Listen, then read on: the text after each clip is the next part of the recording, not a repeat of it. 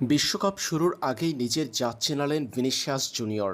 ফিফার আন্তর্জাতিক প্রীতি ম্যাচে পানামার বিপক্ষে ম্যাচের প্রথমার্ধেই ব্রাজিলের 2 গোলের নায়ক ভিনিসিয়াস।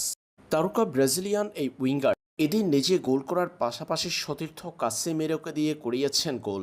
মাঝমাঠ থেকে পাওয়া বল নিয়ে ক্ষিপ্র গতিতে ম্যাচ শুরুর কয়েক সেকেন্ডের মধ্যে ডিবক্সের সামান্য বাহির থেকে জোরালো শটে বল জালে পাঠিয়ে ব্রাজিলকে 1-0 ব্যবধানে এগিয়ে নিয়েছিলেন ভিনিসিয়াস।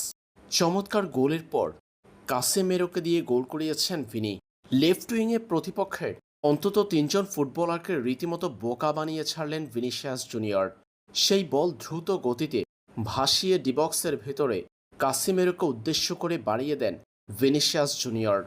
ভিনিসিয়াস জুনিয়রের কাছ থেকে পাওয়া বলটিতে দ্রুত সময়ের মধ্যে মাথা ছোঁয়ান কাসেমেরো।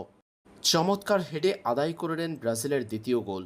ম্যাচের 38 মিনিটে ভিনিসিয়াস জুনিয়রের ডাবল ম্যাজিকে 2-0 এগিয়ে ছিল ব্রাজিল।